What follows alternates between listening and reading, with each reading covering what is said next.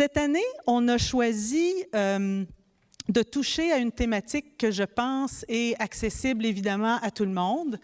C'est une thématique de la rapidité de nos vies, de la rapidité de nos interactions, des fois les courtes interactions qu'on peut avoir avec les gens, de l'utilisation de tous les mécanismes de communication qu'on a. On a l'impression d'être bien connecté avec les Twitter, avec les BlackBerry, avec les iPhones et tous les autres machins, trucs qu'on peut utiliser pour communiquer. Mais est-ce qu'on est si connecté ça avec notre réalité en 2014? Et c'est la thématique générale qu'on a. Apprendre à se reconnecter avec la réalité, à la réalité d'aujourd'hui.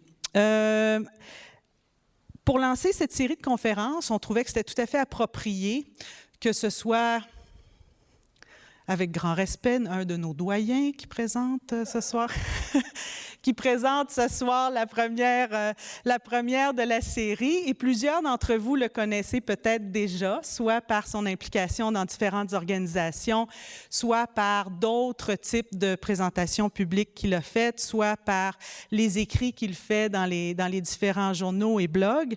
Ça me fait très plaisir d'accueillir ce soir Camillo Zacchia. Et je peux vous dire que le titre est très intéressant.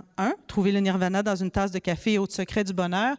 Mais je pense qu'il y a les preuves d'être passé à travers ça parce qu'il vient de passer à travers l'adolescence de ses 4 enfants. Alors, sa tasse de café, il l'a bien passé. Je pense que vous allez passer une agréable soirée avec lui. Cam est psychologue ici depuis... 4 ans. C'est lui qui l'a dit. Depuis 86, il est aussi le conseiller principal du Bureau d'éducation au public. Alors, on travaille en fait beaucoup ensemble à améliorer les connaissances dans l'ensemble du public autour de la santé mentale. Et c'est un clinicien très engagé. Puis, comme je disais, il y a des blogs un peu partout, dont les blogs du Douglas que je vous invite à lire. Alors, sans plus tarder, bienvenue Cam et bonne séance de cours.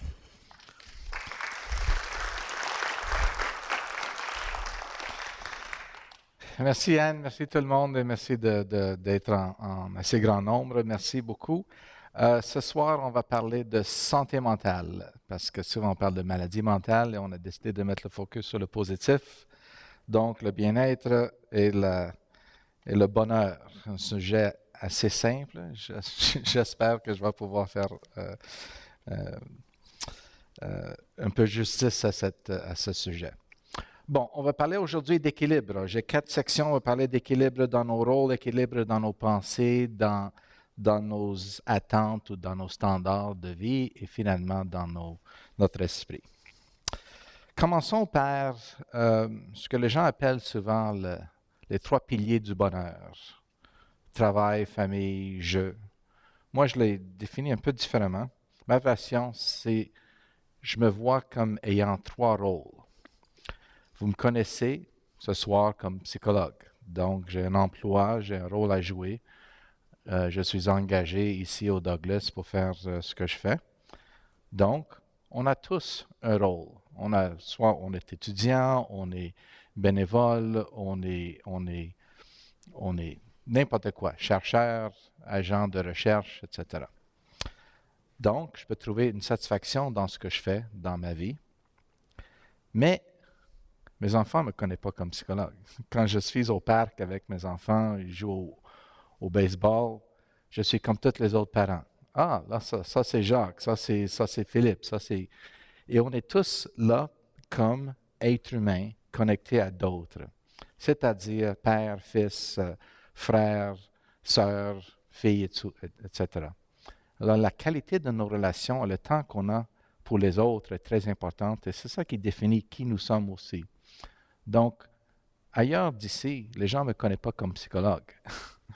Et vous non plus. Et finalement, j'ai aussi du temps pour moi-même, et ça c'est moi. Ça c'est un dessin de Mario Malouin, de nos favoris ici au Québec. Quand je suis dans ma voiture, j'écoute la musique que je veux écouter. Je lis ce que je veux lire, je fais mes sudoku, mes mots croisés, n'importe quoi. Je suis seul dans ma poursuite de mes intérêts. J'aime le golf, j'aime le cyclisme, etc. Donc, quand je pense à qu'est-ce qui m'apporte un bonheur, c'est en partie ce que je fais au travail, en partie mes relations interpersonnelles et en partie le temps que j'ai pour moi-même. Donc, le but, c'est de trouver un équilibre dans ces trois rôles parce que personne n'est complètement une ou l'autre. Et quand on a des problèmes dans, mettons, nos relations, si ça va bien au travail, si on a du temps pour nous-mêmes, au moins, on est un peu protégé. Donc, il est important de toujours maintenir un équilibre dans ces trois, les trois têtes de la bonheur ou le trois temps.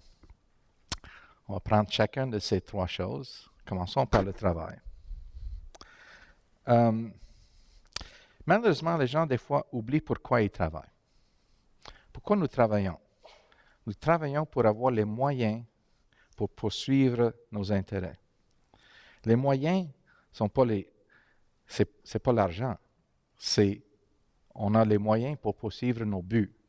Alors, souvent les gens ont tendance d'oublier pourquoi ils travaillent, d'oublier que je suis là parce que je veux être capable de poursuivre mes intérêts, d'aider ma famille à fonctionner, de poursuivre mes intérêts, de visiter des gens, etc. Et parfois, on est tellement perdu dans la poursuite de réussir au travail, de faire l'argent, qu'on oublie pourquoi on fait le travail. Un autre aspect du travail qui est intéressant, c'est que je connais beaucoup de gens, beaucoup de clients qui se sentent un peu perdus parce qu'ils ne sont pas payés. Ils n'ont pas de carrière ou des choses comme ça. Alors, les gens ont tendance de dire que je ne suis pas une personne complète parce que je n'ai pas un rôle professionnel à jouer. Mais ce n'est pas ça. Quand je parle d'un rôle, une identité, une poursuite, c'est de faire quelque chose qui est importante. Il y a des gens qui font du bénévolat. Il y a des gens ici qui représentent des organismes communautaires. Ce n'est pas important si vous êtes payé pour son nom, vous jouez un rôle important. Et les gens qui connaissent, par exemple, Fernand de Phobie Zéro, c'est quelqu'un qui travaille pour Phobie Zéro. Et il est une excellente bénévole en passant. Et finalement, souvent les gens se perdent dans l'idée de trouver un créneau et disent « Qu'est-ce que ça me tente de faire? Je ne sais pas si c'est pour moi. » La réalité, c'est que souvent les gens se trouvent à faire des choses qu'ils n'ont pas fait leurs études dedans. Des gestionnaires, des gens qui sont... par exemple, moi, je fais des présentations. Quand j'ai commencé mes études, je n'ai pas pensé au fait que j'allais faire des présentations devant des groupes. Des gens vont éventuellement poursuivre et développer un intérêt. Et l'idée, c'est simplement de vous engager, de vous mettre sur un chemin et laisser le chemin vous amener où est-ce que ça vous amène. Et souvent, vos intérêts vont diriger votre direction. Et les gens se trouvent souvent dans un endroit qui est bien pour eux. Malheureusement, les gens souvent hésitent parce qu'ils pensent qu'ils doivent le savoir d'avance. Vous ne pouvez pas savoir d'avance. Il faut découvrir vos niches. Alors, engagez-vous au travail, puis vous allez trouver un chemin qui vous intéresse éventuellement. L'autre aspect du bonheur, évidemment, d'une vie balancée et équilibrée, c'est la qualité de vos relations interpersonnelles. Et c'est sûr qu'il y a des gens qui ont une habilité plus que les autres, mais au travail, souvent, vous allez avoir plein d'amis. Plein d'amis parce que vous les voyez tous les jours. Il y a Anne que je vois, il y a un autre Anne, il y a Ray, etc. Et quand je suis au travail, on passe beaucoup de temps ensemble et c'est très plaisant. Mais la réalité, c'est que si on quitte le travail, souvent, on a une tendance de ne plus être en contact. Pourquoi? Parce que ça prend quelqu'un.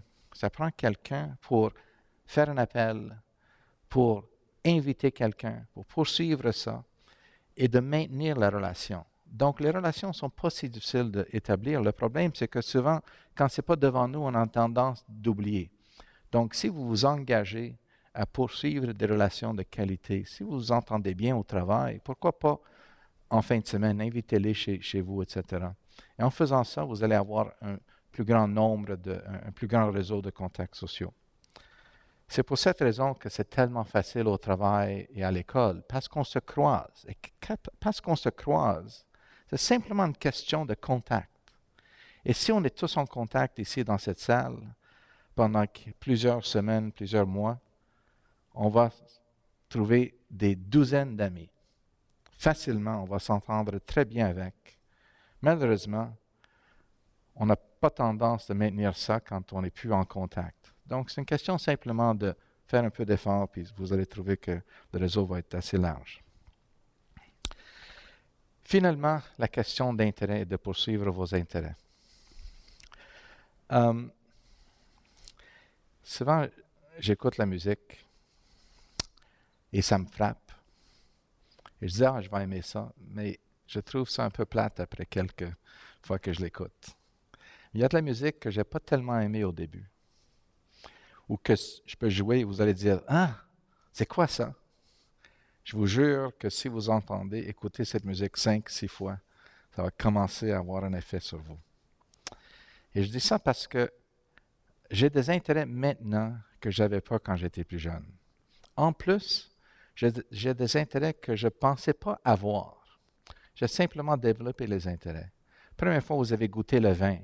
Première fois, vous avez goûté des olives ou n'importe quoi. Ce n'est pas tellement intéressant. Mais avec le temps, les goûts se développent. Première fois, j'ai joué au tennis. J'ai passé ma journée à chasser la balle par-dessus la clôture. C'était pas tellement le fun. Le golf, dans la forêt, dans le lac, on perd des balles partout. Mais si on continue et on poursuit, des fois, on va développer un intérêt, une passion qui va nous définir. La musique qui nous donne des frissons, etc. Les goûts, des intérêts. Mais tous vos intérêts, pensez à qu'est-ce qui vous passionne aujourd'hui. Et demandez-vous, est-ce que c'est quelque chose qui m'a passionné tout de suite ou est-ce que ça a pris du temps? Et si ça prend du temps, ça veut dire que si vous investissez un peu de temps dans des nouvelles découvertes, vous allez avoir des nouveaux passions que vous n'avez jamais imaginé avoir, ou jamais imaginé. J'ai dit à mon frère une fois, j'ai dit, écoute cette musique 5 fois dans ta voiture, ça va changer ta vie. J'ai très peu de respect pour toi déjà, mais si tu fais ça, peut-être je vais avoir du respect pour toi. Anyway, il ne l'a pas écouté. Il a ses propres intérêts. Finalement, ce qui est important, c'est de toujours reconnaître qu'on a tous ces 3 rôles ici. Et malheureusement, les gens ont tendance de jamais questionner la balance. Des gens qui travaillent trop, si j'ai trop de travail à faire, si je n'ai pas assez d'heures dans ma semaine, dans ma journée, qu'est-ce qui va être sacrifié? Quelqu'un qui dit « j'aimerais aller au gym 3 fois par semaine », première chose qu'ils vont laisser tomber, c'est ça. Quelqu'un qui aimerait passer une soirée à l'opéra ou aimerait passer du temps à simplement lire, souvent, ils vont dire « j'ai pas le temps de lire, j'ai pas le temps d'écouter la musique, j'ai pas le temps de faire de l'exercice ». Donc, leurs propres besoins sont sacrifiés. C'est la première chose qui est sacrifiée. Et en plus, en termes de l'importance d'avoir des contacts sociaux, je n'ai pas le temps de luncher avec mes amis, je vais manger une soupe à mon bureau. Je vais aller à des fonctions familiales obligatoires, des fêtes, etc., mais jamais le temps de « Hey, venez chez moi, on va faire un barbecue ce soir ». Il n'y a rien de plus plaisant que d'avoir des amis ou la famille chez vous en fin de semaine, quand il fait beau dehors, avec un barbecue ou un petit feu. Mais ça prend du temps. Et malheureusement, c'est ça qui est sacrifié si on passe trop de temps à travailler. Donc, je dis aux gens de ne jamais prendre une décision sans évaluer l'impact sur le reste de notre vie. Oui, ça serait bien de prendre ce job-là. Oui, je vais faire plus d'argent. Mais à quel prix? Et ne sacrifiez pas votre balance, parce que surtout, il est important de garder le temps pour les choses qui sont moins urgentes. Le travail vous amène au travail, mais quand même le temps pour vous-même de lire, d'écouter, de partager, d'être avec des proches est important. Bon, maintenant on va passer à un aspect des gens qui sont des traits de personnalité que selon moi, durant ma carrière, je rencontre des gens qui sont heureux, des gens qui sont malheureux. Et quand je me demande qu'est-ce qui rend les gens plus heureux, qu'est-ce qui cause plus de problèmes, il y a certains traits de personnalité qui sont plus importants à considérer. C'est difficile à changer la personnalité en passant, mais souvent des petits changements vont avoir un grand effet. Alors, voilà quelques aspects de la personnalité qui sont importants. Première chose, c'est la rigidité. Vous savez, il y a des gens, je vais conter une histoire de deux colocataires fictifs, Jean et Jacques. Jean met le papier de toilette qui sort par en haut, et Jacques préfère que c'est par en arrière. Je ne sais pas pourquoi, il est malade, mais anyway. Et chaque fois que Jean s'en va à la salle de bain, il change la toilette. L'autre personne dit, on l'a maudit, il change de l'autre direction, etc., etc., etc. Et finalement, la police vient, puis il y a du sang partout, puis c'est ça qui arrive. Malheureusement, les gens rigides ont beaucoup de misère à fonctionner dans la vie.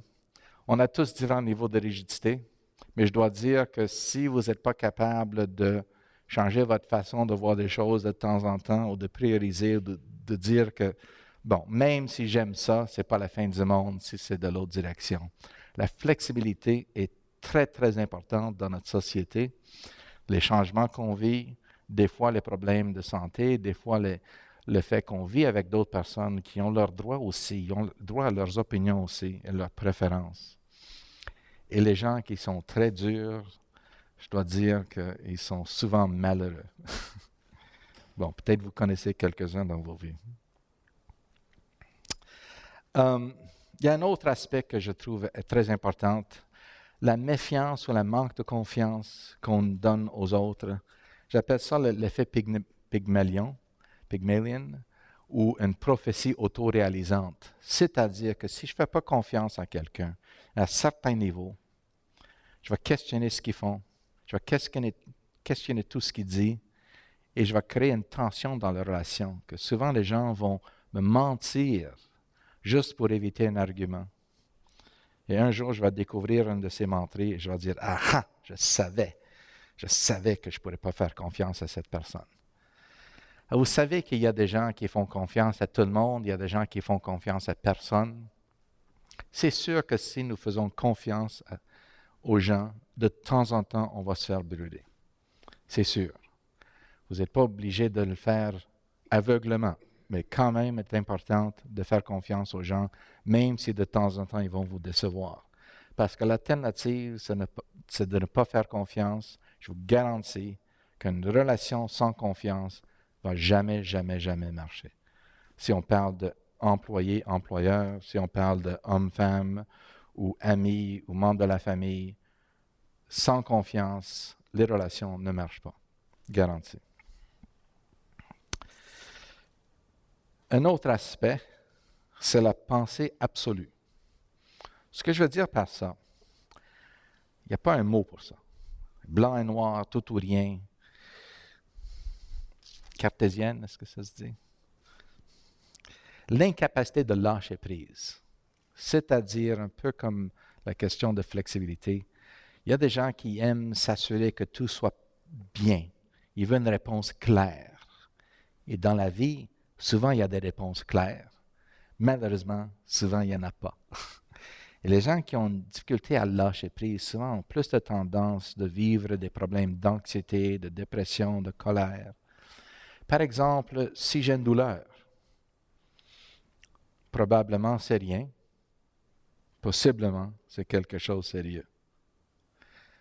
Donc, les gens qui sont très hypochondriaques, les gens qui ont beaucoup d'anxiété par rapport à la santé, l'idée que possiblement c'est quelque chose de sérieux, ont beaucoup de misère parce qu'eux autres, ils veulent être certains que c'est rien. Et malheureusement, on ne peut pas toujours avoir des réponses. Donc, dans la vie, quand on doit vivre avec le gris, quand on doit vivre avec les probabilités et tout ça, les gens qui ont beaucoup de misère à accepter ont souvent beaucoup de problèmes de toutes sortes de choses, incluant ces trois affaires ici. Un autre aspect important que moi je trouve contribue beaucoup à des problèmes, des malheurs, pas seulement des individus, mais dans la société, dans le monde, c'est la mentalité de groupe, la pensée de groupe. Je vais vous montrer quelques photos. Celui-ci, comment ça vous fait sentir? Bien, mauvais, ça dépend. Et celui-là?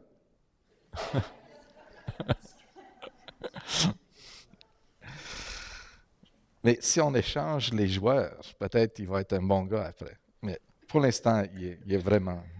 He's evil incarnate. Mais ça, c'est une autre chose. Voici un autre dessin de Mario Malouin qui est brillant, je trouve. La réalité, c'est que la pensée de groupe, quand on pense à nous-mêmes comme un individu, c'est une chose. Mais quand on dit « je suis un Italien » ou « je suis un ci, un ça », toute l'identité de groupe, ça nous aide à se sentir, à avoir un sens d'appartenance. Sauf que souvent, ça vient avec « on est mieux que les autres ». Soit une équipe, c'est le fun quand on parle de le hockey, mais la réalité, c'est que ça s'applique aux conflits entre religions, entre pays, entre drapeaux, entre hommes et femmes et tout ça. Le plus qu'on identifie un groupe, le moins qu'on voit l'individu. Même quand on parle de santé mentale. Dans santé mentale, est-ce que les gens sont malades? Est-ce que c'est un groupe de schizophrènes, par exemple? On sait que quand on a des contacts avec des gens qui ont des problèmes de santé mentale, ça réduit la stigmatisation. La raison pour ça, c'est simple, parce qu'on commence à voir les individus. Ah, les Anglais sont tous comme ci. Vous autres, vous êtes différents. Les hommes sont tous des cochons, sauf vous. La réalité, c'est qu'on a cette tendance de toujours penser en groupe. C'est naturel, mais moi, je trouve ça très dangereux parce que ça nourrit tous les conflits dans la vie. On avait parlé de manque de confiance. Il y a aussi la question de manque de confiance en nous-mêmes. Est-ce que vous connaissez des gens qui ont beaucoup de compétences, mais qui manquent de confiance? Ça arrive? Est-ce que vous connaissez des gens qui ont beaucoup de confiance et peut-être pas tellement de compétences? Pas besoin de pointer des doigts. Mais la réalité, c'est quand on regarde autour de nous, on voit que confiance et compétence n'est pas tellement attaché. Hein? Il y a plein de gens avec confiance, ça n'a rien à faire avec leurs vraies habiletés. Il y a plein de gens avec beaucoup de compétences, d'habiletés, mais ils n'ont pas tellement de confiance parfois.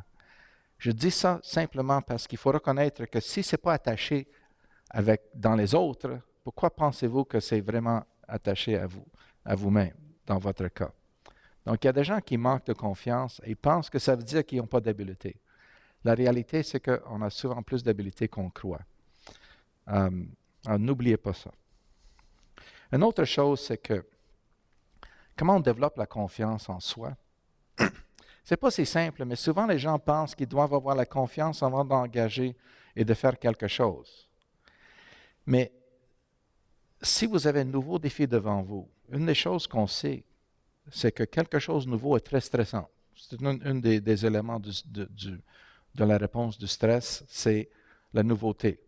Si c'est quelque chose de nouveau, je ne sais pas quoi faire pour me préparer pour ce défi-là. Donc, tous les nouveaux tâches, et quand on parle aujourd'hui de tous les changements dans le système de santé, dans l'économie, des coupures de postes, etc., souvent on doit faire face à des nouveaux défis. Il y a des gens qui manquent de confiance, qui ont beaucoup de misère avec ça. La réalité, c'est que si vous regardez en arrière, est-ce que les choses que j'ai réussies étaient compliquées au début? Si oui, est-ce que les nouveaux défis sont aussi compliqués ou plus compliqués? Probablement non.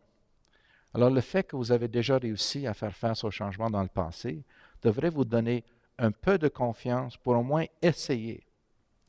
Mais le problème, c'est que sans avoir réussi le nouveau défi, vous n'allez pas avoir beaucoup de confiance. Vous allez avoir juste assez pour commencer. Mais si vous vous engagez, vous allez développer l'expertise et développer une plus pleine confiance en soi. C'est-à-dire qu'il y a toujours deux étapes. Et souvent, les gens ont tendance de penser au niveau de confiance, « j'ai pas assez de confiance, donc je ne peux pas le faire ». La réalité, c'est que regardez en arrière pour voir qu'est-ce que vous avez déjà réussi. Ça vous donne un peu de confiance pour essayer. Et faites-vous confiance, donnez-vous le temps d'apprendre de nouvelles choses. Vous allez voir que vos habiletés qui vous ont suivi dans le passé restent en vous et vont continuer dans l'avenir. Maintenant, on va parler d'attente et de but.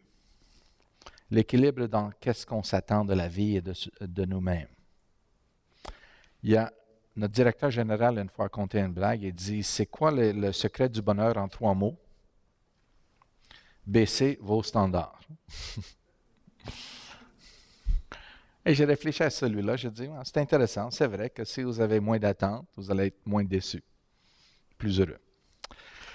Par contre, des fois, il faut aussi penser à les hausser.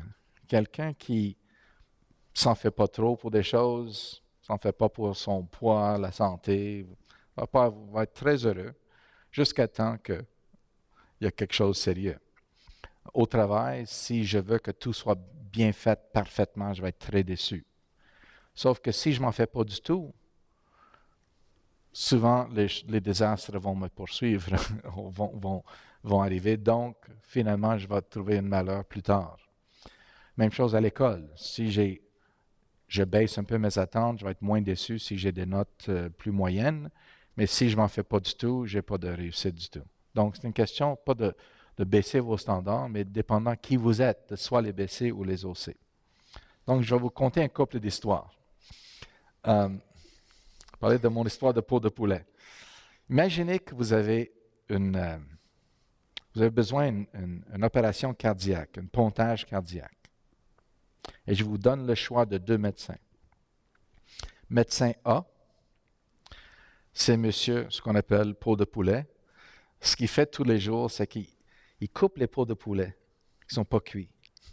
Et il pratique ces points de suture sur les peaux de poulet, parce qu'apparemment, c'est à peu près pareil que les veines.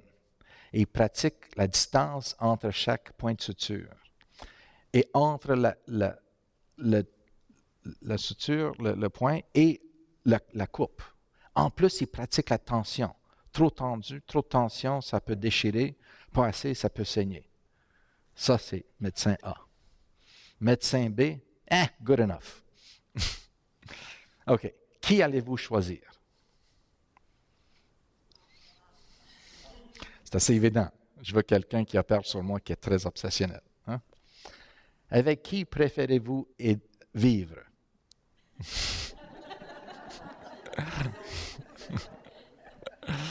C'est sûr que quelqu'un qui prend tellement attention à un aspect, probablement va être comme ça avec le céréal, le lait, avec tout le gazon. Il va couper le gazon avec... Puis finalement, vous allez vouloir. Donc, c'est